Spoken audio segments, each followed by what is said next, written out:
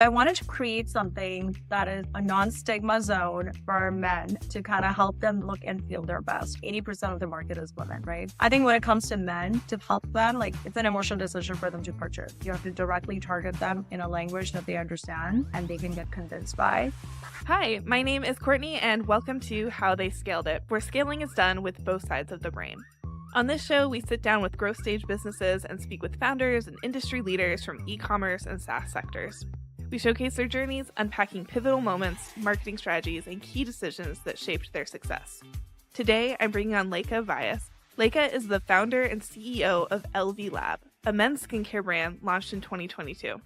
With over 15 years of experience in the beauty industry, she has worked with prominent companies such as Procter & Gamble, L'Oreal, Chanel, and Estee Lauder. She was also part of the founding team at JLo Beauty. Lekha, it is so great to see you, and welcome to How They Scaled It. Thank you, Courtney. Thanks for having me. I'm excited to course. discuss everything about product challenges as well. Yeah, there's a lot to talk about. You have so much experience in the beauty industry, and then going from that to starting your own brand. I just want to hear more about that. Can you tell me how you got into the beauty industry in the first place? Yeah. So, I started honestly, I think it all starts quite young. So, I would go back all the way to college because school, you do internships and that kind of pave your career almost. So I worked at Johnson & Johnson, which is also a consumer company. And then I found myself at Whirlpool. So kind of ended up in the laundry business after that. So I joined P&G and I was on Tide and basically fabric enhancer. So again, laundry. And then I kind of worked cross-category across all the brands in my second role. So that was a really good experience. I feel like going to starting your career at companies like P&G, Unilever, Johnson & Johnson, just like the consumer motherships really paves the way of, success, honestly, for your career in the beauty consumer space. So after that, I transitioned over to L'Oreal, and I always wanted to be in fashion, lifestyle, or something more interesting versus just, your home goods. Yeah. So I moved to L'Oreal and I got my first role in beauty in their luxury division. So a lot of people don't know, between L'Oreal and Estee Lauder, they kind of own the entire beauty market. So L'Oreal owns YSL Armani, Heal, SkinCeutical. God, I can't even think of more brands. Lancome is there. Yeah. There's if you're so thinking many. of a brand, it's probably owned by L'Oreal, though. Most likely, yeah. And their growth model mostly is dependent on M&A, so more acquisitions and mergers. So that's Estee's and L'Oreal's growth structure. So that's why I think they keep acquiring more companies, like Lauder owned, MAC Lauder owned, Clinique, La Mer, basically all of the luxury beauty brands. So after L'Oreal, I kind of got myself into the M&A side of things. I've always been passionate about the entrepreneurial stuff. So M&A was very interesting because you're working on new companies, you're acquiring them. So that's where the learning really began for me of okay, what does the startup world kind of look like? After that, I took break from M&A side and moved into a sales role, which was corporate inside sales. And that was at Chanel. So Chanel was every girl's dream and kind of glad I did that. Very different than your typical beauty company, though, because they're private and very, French structured. And then I moved over to Estee Lauder, so very much an M&A type of capacity again. And then my last corporate role was with Guppy Ranker. So they're kind of like a PE brand incubator. So they incubate celebrity beauty companies primarily. And then they grow them, and at some point they will divest them, kind of sell it. So that's how I found myself at JLo. So kind of started day one from scratch. I worked on Ellen DeGeneres, Cindy Crawford's line. I had 15 portfolio companies under me at the time. And I will say, out of all my experiences, of course, L'Oreal, Estee Lauder, Chanel, they were fantastic and great learning grounds. But in those larger companies, they're kind of siloed into one role. And although you see things horizontally, you're not actively working on that. But on the PE side, when you're incubating a brand, you're literally touching everything. And I think that's what really taught me how to build a brand, because I was touching everything. You're working super lean, very startup culture. Yeah. So during that time, I had to move home. Again, it was kind of COVID, post-COVID. And so I moved home. My mom actually got really sick. She got cancer. So I was able to take care of her. And then I found myself like just, sitting in the hospital room at night. I'm like, what do I do? It's very boring. Let me start studying the market. And then I noticed that throughout my 15 years in the corporate world, that there was a massive gap in the men's space. Now, coming from P&G, I saw the disruption of Gillette because Gillette was the monopoly in the market in the razor world. Then came Harry's, then came Dollar Shave Club, and they kind of completely disrupted that space. So Gillette kind of went down and they ate market share away from them. And there was more companies that came in men's grooming. So knowing that, I was like, all right, like, why is there a gap still? Why is the men's personal care category not grown? Although like the numbers say the opposite. And when you look at East versus the West, like Korean beauty, Asian cultures, they're already much ahead of the game in their men's market. So men have already like gravitated towards and moved on to makeup. And the West, men are still, I mean, European men are obviously more into taking care of themselves. But when you think about American men, it is slow, but it's starting. So I was like, from a timing standpoint, it just makes sense. And I also had a personal reason, which I don't really discuss too much because it gets very deep and sensitive for a lot of people.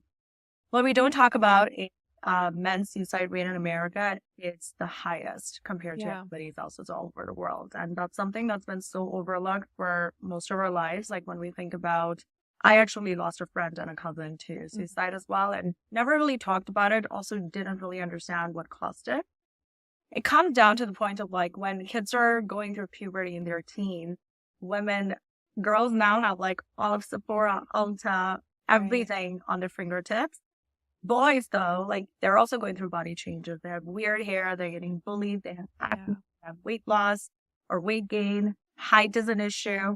So there's a lot of bullying that happens with kids. And I feel like if those issues from a self-care and confidence standpoint are not addressed, it does go into your adulthood. And we see that all the time. So I wanted to create something that is a non-stigma zone for men to kind of help them look and feel their best. Also, like now we're seeing a lot of people are coming out of either struggling to date or coming out of a marriage/relationships, and overall just finding a companion is just harder.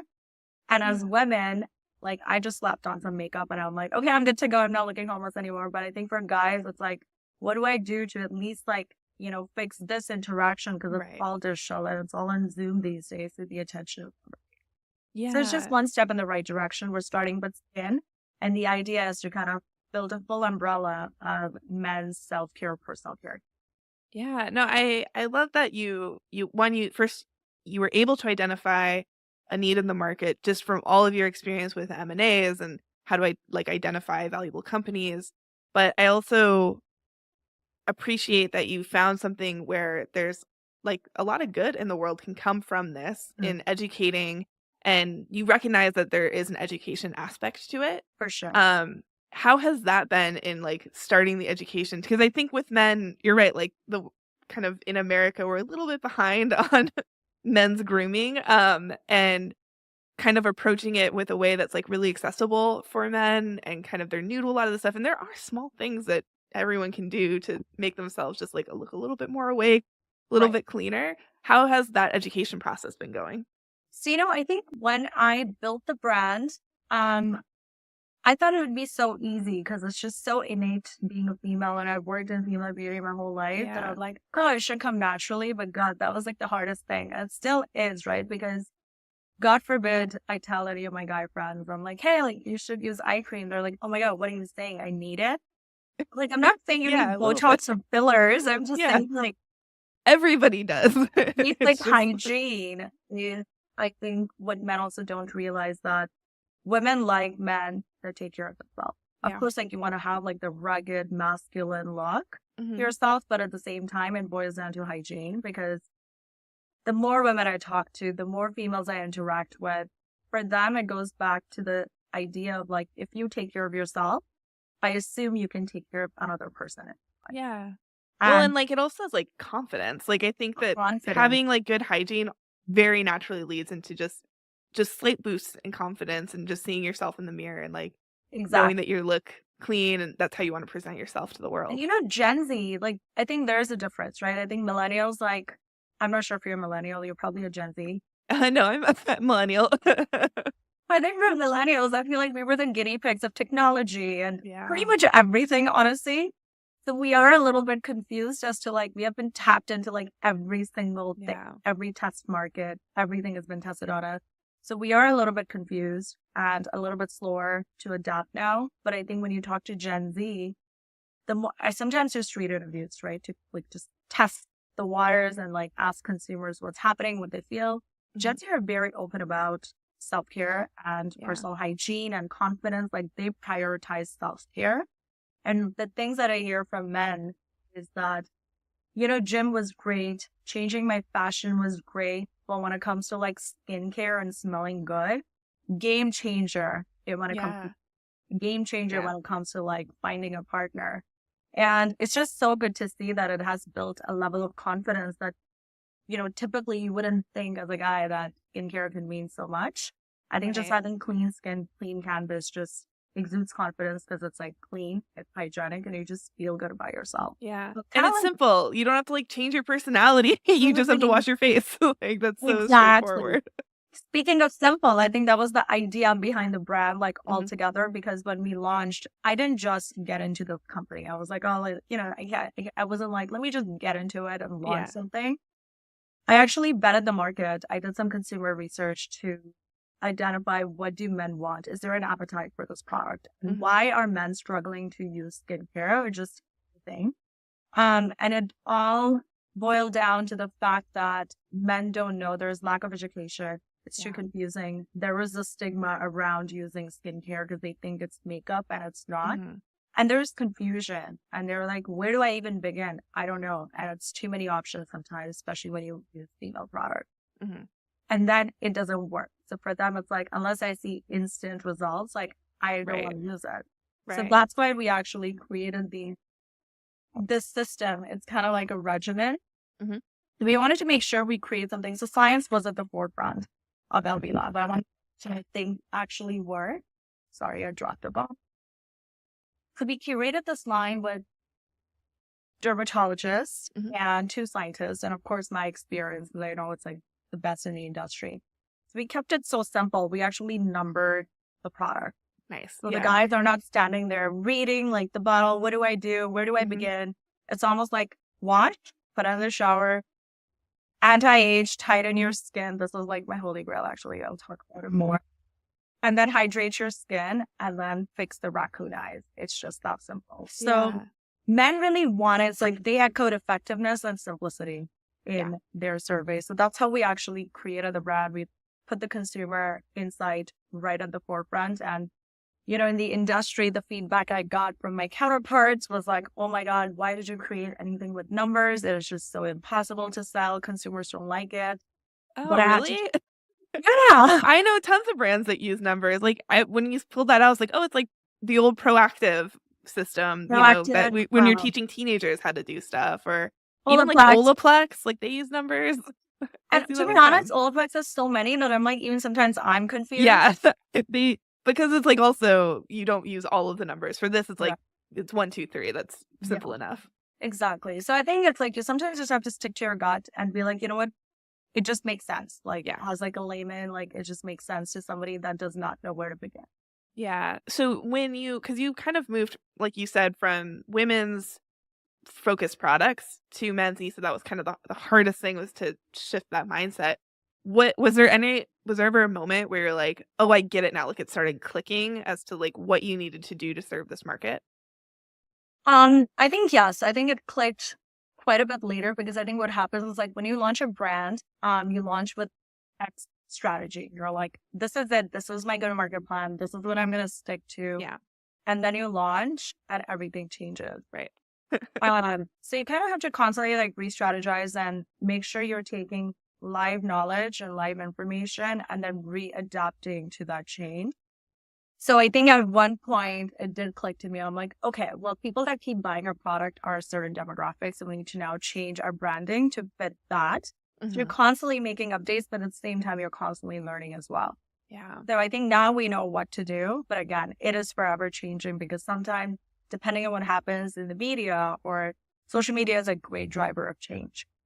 So then you have to quickly pivot and adapt and be like, okay, let me jump on this. But at the same time, I think the core of the brand has to stay. So for us, the core of the brand is simplicity and effectiveness. Yeah. When you're thinking about your marketing strategy and how you're advertising, is it changing? Is it very different from the way that you were advertising to women in the past? So it sounds like you're much more about like simplicity and effectiveness, but are there other things that change, like So many. consumer behavior wise? And are you like sending as many emails? How has that changed? It is very, very different. I think, so for women, I just feel like 80% of the market is women, right? So I think we spend all our paycheck in beauty products. Like, we don't mind. We'll try anything that's new. I think when it comes to men, you have to kind of make it an emotional decision to help them. Like, it's an emotional decision for them to purchase. Either it comes from their female counterpart, or it's like you have to directly target them in a language that they understand and they can get convinced by. So it is tougher to acquire that consumer. But I think once they're acquired, then you don't have to do as much to grow. Right.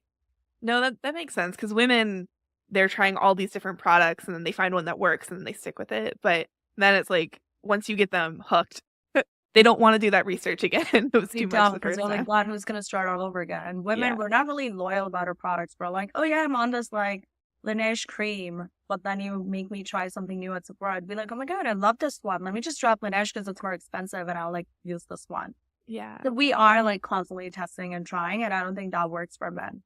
No. And also when you think about the amount of money going into research around like women's skin issues, I'm sure that's much higher than men's skin issues. So correct. There's not nearly as much competition either. Exactly. And I think one thing that I do want to say is that women's skin issues are so different than men, because I think like women start with acne. Everybody does hormonal. Then you have PCOS. Then you have other issues. Then you hit menopause, and then everything completely changes. Yeah. And skin for females is thinner because we are hormonal, but for men it is thicker. So again, like when people, create different skin things for men, where I'm just like, at least start with key specific men's issues, which is dark circles, razor bumps, some acne from like constantly shaving, and oil production. I think those are like the basic fundamentals that all men, whatever their race could be, they struggle with the same kind of issues because their skin is pretty consistent. They're not hormonal. It's not forever changing. Yeah. So I think that's also something like you have to educate men on. Yeah. But outside of all of this, I will say our marketing strategy does change quite a bit. Amazon is one channel that does well for men, right? Because they love their multi-brand experience. They love the ease. They love the laziness of like the Prime thing that comes in play. Also, they don't have to go to stores. And that's again going back to the stick. Yeah. And then Meta ad rates and their algorithm changes also impact us. Like, I know. promoting something in holidays is like killing your bank account. You don't see conversion. And again, for men, the acquisition cost is rather high. Yeah. Compared to females. Do you still advertise across like multi-channels? So you're on Amazon, you're on Meta, on Instagram. Have you tried anything with TikTok? We tried TikTok. I shouldn't even say this. Sometimes I wish TikTok would get banned. It is such a hard platform to master, and it's a constant challenge. I think it works with affiliates, but I think for men, like, it has been a little bit challenging for us to crack the code on TikTok. We do use Meta, but we're re-strategizing right now. So for Meta, I think once we have the strategy done, that we're gonna like really do like a full launch again. Yeah. But TikTok we tried it for a few months. We got some okay average results, but at the time I just couldn't justify the spending on it. Yeah. And it's also very erratic. Sometimes it's great, and sometimes you're like, what the hell? There's no science to it. Right. And you have to be constantly putting out new content, like all the time. You have to be constantly posting organically, putting in new ads. And that's a lot for a growing brand like yours. For sure. And you have such limited resources. I'm sure that you have to decide what is the best place to put those resources. And, exactly. So I think you just have to put your money where your mouth is, at least in the short term. And then once you have started to monetize and you're like, okay, you know what? Here's the budget, run TikTok. If it goes down the drain, like whatever we tried. Yeah. But I think we're just not playing like that right now. Yeah, yeah. No, that makes sense. I cannot blame you for that. And honestly, you have to trial the platforms and give them enough time to work. And then if they don't work, then you can at least you say you tried and you can always Yeah, come for back to it sure. later. For Yeah. sure. I want to talk a little bit more about how you kind of came from these like really big brands to a startup. I feel like that must have been such a huge transition to have these like massive teams with all of these resources to starting your own brand where you're kind of being really scrappy. How was that transition for you? I would say it's not rewarding. But like I'm getting a fat paycheck because I don't take salary from my business. So, Mhm. it's just like I'm living very much of a founder life. Yeah. So I think besides that, I think when I was at JLo Beauty, because like that kind of became a own company and like, like the original team people that were there, we kind of transitioned over. So it did work like a startup. I still had more resources than I have now. But also when it's your own company, it's like you don't mind working kind of like around the clock. I think what's Yeah. been a challenge for me is to find a balance. And I'm a type of a person that doesn't understand that they're going through a burnout until like It's too late. that's Yeah. really bad. Mhm. And then I'm like practicing this thing where I'm like, okay, if I just don't feel up to it today, I'm not gonna force myself to like really Yeah. take it slow for like one day. But I think that has been a challenge. However, like I don't think I would trade this for anything else. I just No. love being a founder.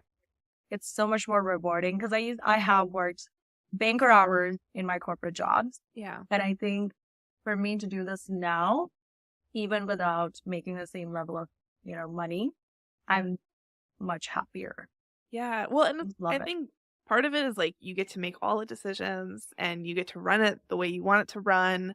And it is a lot of hours and there is a lot of burnout and you're always pushing yourself, but ultimately you're building something. And I think especially because you're kind of more of a mission-based brand, I think there is something that to that versus these like huge corporate brands, which Yeah, for are sure. probably fun because you have all the money in the world, but Yeah, what you are can you really ask doing? whatever you want, right? And I think right now your just hands are tied. But I think for me, it's like I've always been the person that I'm like, if I'm not growing in any capacity, I just get really bored with my own self. So I think, and then I go through this like low phase of like, oh, questioning life. What am I doing? I think with like being a founder, of course, you go through those moments when it's just like you're not hearing anything positive. Like you go through like the slump of like, what did I do with my life? Am I ever going to be able to like, do what I used to do? So you go through those psychological challenges, but at the same time, I think there's so much learning happening every single day. And then you see like little like joys and rewards that like kick in and you're just like, wow, this is all worth it. So you just have to kind of keep looking for those small wins. Otherwise, it becomes really, really hard. Yeah, and, like, looking back, I think that's, like, a really important thing for founders is to say, like, "Okay, like, maybe I'm not hearing a ton of good news, but if I look at myself a year ago, I've actually come so far, and we've actually done so much, and we're so much farther than we Yeah. were." And Like it's so hard to do that yourself, especially I think like I'm an Asian, so I have a very much of an Asian upbringing. So I'm like not even, it's not in my DNA to be like, oh, wow, let me just like reward myself. I think it's Yeah. like sometimes my friends or like peers that don't even know me from the optics of things, what people see and the perception, you hear from them and you're like, wow, actually, you're so right. And then I Yeah. write that down and I like read it until I digest it. I'm like, okay, wow, I think I have done, at least I've grown a lot. Yeah. I mean, honestly, looking at your resume, like, it's incredibly impressive, and to start your own skincare brand, in a untested market for the most part is It's a very it's good pretty one. impressive. Thank you. When you think about, because you have all this experience with, like, M&A, so you've looked at a ton of businesses, and you really have it in your training to, like, know what will make a successful in business versus not. Do you have any advice for founders out there who are, like, building their brand? Like, what are the things that they should be focusing on these, like, consumer-focused brands? I always tell people, like for myself, I'm like, sure, I've worked in these amazing companies and I think that experience is so, so, so vital. Mhm. However, I will say, and this is never something I've accepted outright in public, after leaving like Chanel and Estee Lauder and going to kind of like a private equity type of business, um, there were times that I was like, wow, why did I join this company? It's not glamorous. It's not like $1 billion company. Yeah. And probably it is when you combine the entire portfolios. Mm-hmm. But there were times when I questioned myself. I'm like, God, why would you make me like get this job? And it's just like not as fulfilling as I was in New York or whatever. Mm-hmm. Like I did question myself and I said those things to myself. And now looking back, I think if I had not worked in that company, I would never be a founder. Because gain some experience in the field that you're trying to get into, because this is all I have. I think it just has beauty experience. I would not, and sure, I think some people do find success in things that, they will go launch like a shoe company and they've never experienced anything in lifestyle or shoes or whatever. And they still make it big. But at the same time, I think majority of us, if you don't come from any experience, you're going in blind, I think that's a massive risk. And have a lot of mentors, support system that will give you the real, because you need that. Like anytime, like your founder, your friends will always be like, wow, you're doing so great, you're blah, blah, blah. Like it's just all fluff. Yeah. You need somebody to give you kind of a reality check. And sometimes it's good and bad, and you will get a lot of advice that thrown at you, which is because advice is free. But learn to filter who to take advice from. That took me a long time. I think it took me a year and a half, actually. Yeah. To figure out who not to take advice from. And I still get unsolicited advice. And sometimes when you're low points, you just take it and you're like, okay, I guess. Right. You let the negativity get to you, but then you just always have to kind of believe in the mission and why you started it. Yeah. Yeah. Finding those trusted advisors can be really difficult, mostly because, like you said, advice is free. Everybody has an opinion about your business, I'm sure. But knowing who to trust, and sometimes you have to trust the wrong people and make some mistakes for a while, but having people who tell you the truth is huge, because it is really also easy to be like, you're doing great, just keep doing what you're doing, and that's not always super helpful. That's not helpful. And by the way, you will get burned badly. Yeah. Not once, but many times. It's already happened to me, I think 3 times now, where I'm just like, I don't want to trust anyone, but then you also can't live like that. Yeah. So you just have to learn from each mistake of why you got burned and just kind of fix it for the future. And sometimes you won't be able to read people because you have to trust somebody. And those some people sometimes push you down the wrong path.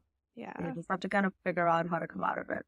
Yeah. And that, we're always problem solving. That's pretty much the entire job, is just problem solving. So yeah, for sure.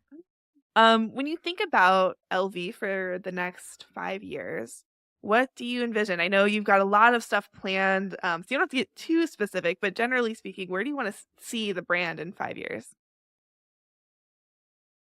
Should I give you the real answer? Yeah, I would like the real answer. I actually want to exit in 5 years. Okay, yeah. Like since I started the company, I've been very clear about the goals. I want to scale it to a certain point, and then I want to exit out of it, because you should always leave a party in a business at its peak. Yeah. When people get too greedy, things tend to go down the drain. But anyways, I think for me, it's like I always had a vision. I'm like, I want to build a company, and just coming from M&A, I think maybe that's how it's just ingrained in me, that's the right way to, like, I'm not the type to go to IPO. Like, I don't want to do all of that. I just want to build a solid company that makes sense and that has a mission behind it, and just get acquired. Yeah. A true entrepreneur. I think that's great. And also, coming from M&A, you've seen how the process works, and you've seen how wonderful that's been for those founders who have gotten acquired, that I think it makes sense to build something that's really meaningful to you and get it to be to a point where it's very successful, be able to sell it. That's the dream.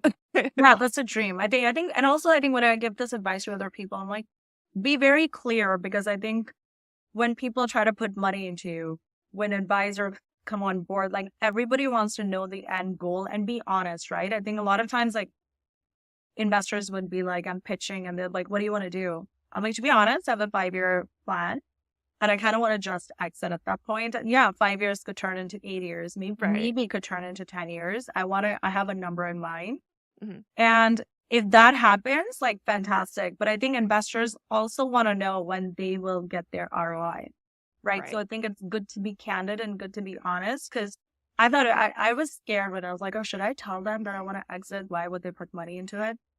And most people were like, perfect. You love this. Yeah. Figure it out how you're going to Well, do it. because you know exactly, like, it's so much better than just saying, I just want to keep growing it forever. Like, there's structure to it, which is helpful, I think.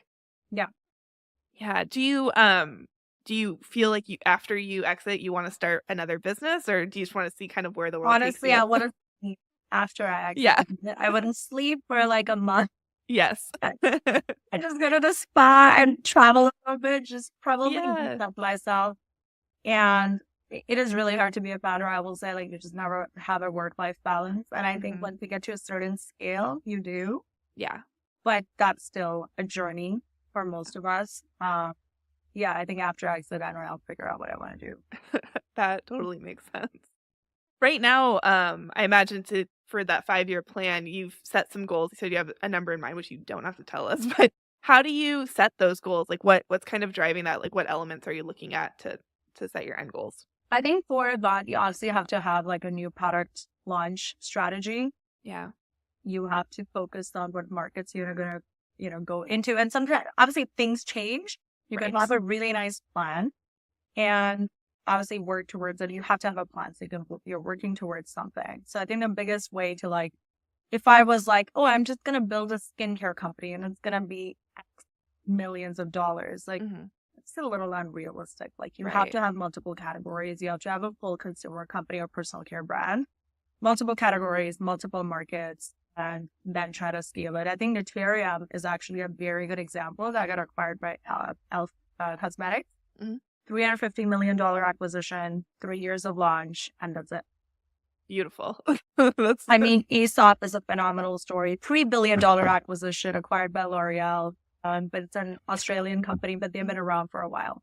Yeah. So I think it's like taking these test cases. And of course, I think it's also really important to look at the winners, but also the brands that didn't make it. And I think learning from them, because I think it can happen to anybody, right? Like couple of bad decisions, bad luck. I think luck also plays a really big role. Like you can be the smartest, you can always work the hardest, you can be the kindest founder.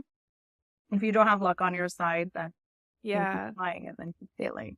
Sometimes it's just right place, right time. Like, I mean, even you look at like the pandemic and just some people really succeeded out of that. A lot of e-com brands really did well during that. And then a lot of retail brands really struggled. And that's just where you are at the time. So it's not a lot you can do about that. And then you have brands like us that chose to launch post-pandemic and we're like, why are ads so expensive? Yeah, it's like a whole different world. It's hard to navigate, I think, because I think coming out of that, like I would say from a challenge standpoint, that has been our biggest challenge. Yeah. Because I think investors also are so used to, at least in that time, we're so used to looking at COVID brands and they all did so well. Yeah. And coming out of the pandemic, now they have their brand equity and they're maintaining that. And while acquiring new customers for new brands that are built, they're not only competing against the COVID brands that had free ads, basically. Right. Now you have to build a new strategy, new ways of acquiring those customers, building a full brand equity from scratch. So I think that is definitely a challenge. And the market has changed. So I think for investors to learn that, for brand founders to learn that, for consumers to adapt to a new way of consuming now, it's also been a challenge. And I think everybody's kind of like in between that hybrid retail and e-tail model. Yeah.